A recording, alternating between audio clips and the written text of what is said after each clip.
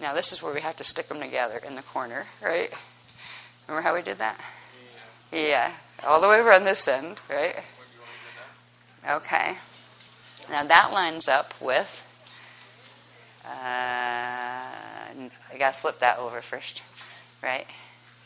Okay, now bring this point down and over here, all the way over here, all the way right, that dot there should go there. Just move it a little bit. Okay, up a little bit. Anyway, right there. Stop, right there. Almost. You get the idea. If you put a dot on that vertical line from every ring from the core going outward, right? And then take that dot and put it on the edge of a paper and bring that over horizontally. First, you will get the breakout of how far between each other those planes are. All right, those layers are. Then, we can let go of the circle now. Thank you. Thank you. Now, once you've got let's bring this back a little bit further. Once you've got this, now this corresponded to each level, where you had the nada, like the bands, actually. The nada would be in here, the adama would be in here. Now, if you did this for the D1, and then the D2, and then the D3 level, and then the density level equals the D1 of Eartha level, right? By the end, you would get, let me bring that down this way, please. All right. And the Eartha D2 level. So you have Earth D1, Earth D2, Earth D3, which is the mental plane, right? Physical, emotional plane, etheric atomic plane. D3, mental plane, Earth. Density, Earth, connecting into D1, etheric atomic, Eartha. D2, physical, emotional body, Eartha. Okay. When you put those all together, you get a vertical map. Now, we are here. This is where, if you trace this over to the D2 grid, D2 surface, right? Trace that over in these lines. That's right there. Each one of these places, right, is a coordinate. Now, some of them have doorways. The doorways are appearing at the 6.5 layer between the 6 jada and the 7 ta. So on the D2 layer, there would be D2 physical doorways. Now these are down in the mantle, between the mantle and the aquifers, the lower mantle and the upper aquifers. So you'd have a set of physical doorways. Just follow that line across. You go across it after a while, especially when you get down into the tinies, right? You would have a set of physical doorways here. All right? These correspond to the lower mantle of Earth going into the liquid core area. All right? There are pathways, by the way, that you can take some doors and others. Sometimes you go to the core, sometimes you go up to a set of etheric doors and then go down. There are pathways through to get to the aurora zones. Now, down here you have the etheric doorways, and they would appear at the same level, but on the D1 thing, at the 6.5 layer. So 6.5 at each layer would have a set of doorways. 6.5 on the D3 grids. 6 is here. 6.5 would be here. If you follow this over, now the D3 grids, that would be the mental body, right? In relation to where we are, there would be, whoops, I lost my line here. There's my line. It's dotted over here. Goes over here. Right there, there would be a set of mental body doorways that appear etheric. There would be the cloud doorways. They would be the subterranean D3 mental plane doorways. They are still appearing below where we are on surface, right? So you can tell once you put all of these together what doorways are in relation to where you are as far as standing on the crust. And this is how we've pulled the vertical maps. These were hard, and they're just started as far as breaking them out. It gets so tiny down here. You go, what is down there? Right? What's down there at the core? Right. So I'll show you what we did with them the next stage of what we're doing. What we have here, however, though, is on each one of these, the breakout of the Jaleesic layers and bands. Let's just call them layers and bands for the moment. You have the Adama flame level, you have the core crystal, the non-core crystal, you have the Adama flame level, and you have the Jaffa, which appears like a void layer between. That would be the the density 1 layer, or the inner solid core. Then you have the aquifers from the 4, 5, and 6 layer, and you have doors at the top of the aquifer at 6.5. This applies to every one of those single dimensional scales. Then you have up here on the Ma 8 levels, you have subterranean biomes. All right, and they would be, for us, the subterranean biomes would be in the middle mantle. They are middle mantle biomes that appear in whichever layer of the middle mantle, because each one of these has a middle mantle, has its core layer, has its aquifers. But when you put them all together, you get some interesting things in interesting places. Like here, it might be the middle mantle for the D1 level of Eartha, but for us, it's in our clouds, because our surface is here. It's way up in our clouds, right? Just like here, this one, we're actually here. This is our crust here. This is the mental body crust, all right? And the mental body doorways, or which doorways are these? So you'd have to trace it back over. And nope, they're not. These are the D1 Eartha doorways that end up in our mental body cloud cities surface level. You see how this works? We'll go over it more tomorrow to look at it more closely. But when you are doing journeys, you are doing a journey that is specifically calibrated through where you are to be able to make the entry points through where they need to be made, to be able to hop, skip, and jump up through what sets of doorways you need to get to in order to get up here in the D2 Eartha level of the middle mantle, the Ma 8 level, which is where the Adashi temples are. All right? So your journey will take you through these. And some certain turns are right, certain turns are left, and they will literally get you through the mathematical coordinates so you can maneuver through here without falling through any of the hibernation reverse zones.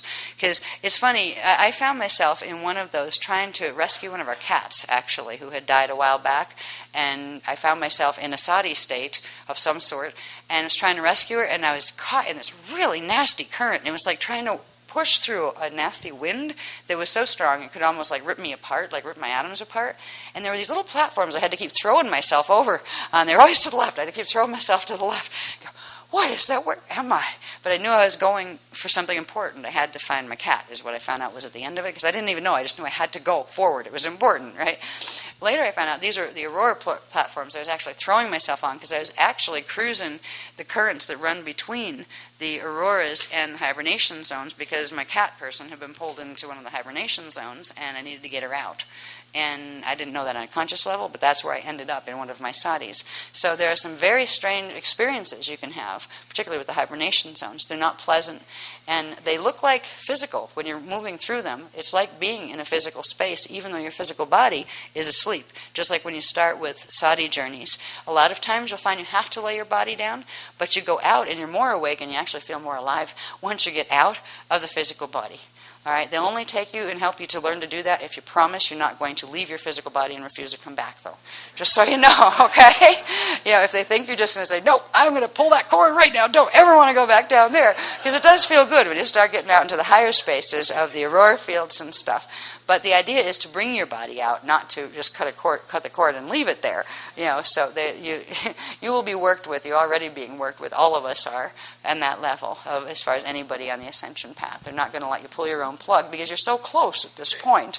It would be really self-defeating. Plus, you might get stuck in the hibernation zone if you lost the quantum your body is carrying. Our bodies are important because they carry part of our quantum thrust. And if we lose some of that light quotient, it may be the difference between having enough BPR or speed to get our Merkabas up and such fast enough that we can make the leaps we need to get to the places we want to go. So our bodies are actually, they have been like a curse for a very long time on this planet, but they are also a great gift. And now that we're getting the Aurora sun, Aqualene sun frequencies back, we will begin to be able to heal them better than we ever have. I can't say we can heal them overnight, but we will be able to support them in ways that we haven't been able to before, and the bodies will support us too. So this is where we are going to begin our journeys. We have the higher elemental kingdoms that correspond with the D1 etheric atomic level of Eartha. We have the lower elemental kingdoms that correspond with the D1 etheric atomic level of Earth. This is where you have little fairies and big fairies and giants, right? The big fairies and giants are coming from up here. They would both appear etheric-like, or like more ghost-like, or not quite fully solid-like, right? Then there are ones that are fully solid. biomes that are fully solid from D2 Eartha, biomes that are fully solid from D2 Earth, including subterraneans. Yes, we have physical subterraneans in our middle mantle. There are physical ones. What's really weird is when you go there, it actually looks like you're on the surface of somewhere. There is a backlighting that it's as if there's a sun somewhere, but you can't really see a sun. There is a radiant light field where there is day, and I don't know if there is night. I don't know how they work there, but I've passed through one, and I couldn't believe it was a subterranean biome because it was like being on the surface with a light sky, except you couldn't see where the sun was. You couldn't pinpoint it, but it was light like the sky would be in the daytime. So they're fascinating places. Next one, please, and we're almost there before everybody's too tired to go. Huh? I know. Is everybody going to survive? We could take a vote if they'd rather do it in the morning. We could take a vote if they'd rather do it in the morning. It is an option because it's already open. They're not the ones opening it. The thing is already open. But we'll take a vote. All right. Anyway, this, to look at closer, that little squirt, scribbly thing that you saw running up as the last column on that other one is this, right? Now, to see what in the world is going on down here, the next step is to take, say, this section, and I think it ends, we've got from here, I think we have this far. This up to the top of that comes up to here, right? All of this are the layers here. And I'm beginning the process, the crazy, insane process of trying to label each one. Which set of doorways are these? Are they physical or are they etheric? They're showing where the waters are, where the crusts are, where the Alon, Shalons, and Kalon crystal beds are, where these guys here correspond to I believe, the Nada crystal layers of D2 Earth. So there are physical, I think that's where these are. There are physical structures that run through our mantle that are physical crystal structures that are actually the D2 Nada level of Eartha. So some of the crystal temples below our crust are actually the Nada 1 layer of the crystals that make up the core crystal of Eartha. This field here, this is the Adama layer of D2 Eartha. It's our light field. Our surface crust is right here. So the light field that is the space between our objects, that is the natural EM frequency here, is actually the D2 level of the Adama layer in the Eartha core. So their core is huge compared to the size of our core and compared to the size of our planet, where it's so big that their simple layer 2 in their Jaleesic structure is where our Rakha layer is, that is the 9.5 layer. All right, so this is showing you a little bit closer up. Eventually we're going to do clear ones on these, where we can show you some of these are so beautiful. Some of the places are absolutely gorgeous. And they are real places. These are the planes that exist. That's why we wanted to show you from first creation where the Rashala bodies are created, what they have to do with things, and how they manifest in literally something very, very practical, the planet that you're living on. I think tomorrow I'm going to have to bring the physical bodies into it and put some of this in relation to where is our personal Rasha bodies and see where they take me with there, because they haven't showed me anything on that yet. So you'll be the first to know that bit. We had some of this information, but there's a whole block of Rasha bodies that took you from the Partiki template up through to understand the formation of the Rasha bodies that we hadn't had for the 12 tribes classes yet. They were literally just getting a jump from one place to the next, and here's the maps, and here's what we're doing. And it's like, okay, right, oh boy, hold on to your seats, because there's a lot of information that we needed, but there wasn't time to give the graphs before the activations had to be done. So what you've got was the first round of showing the entire sequence of how this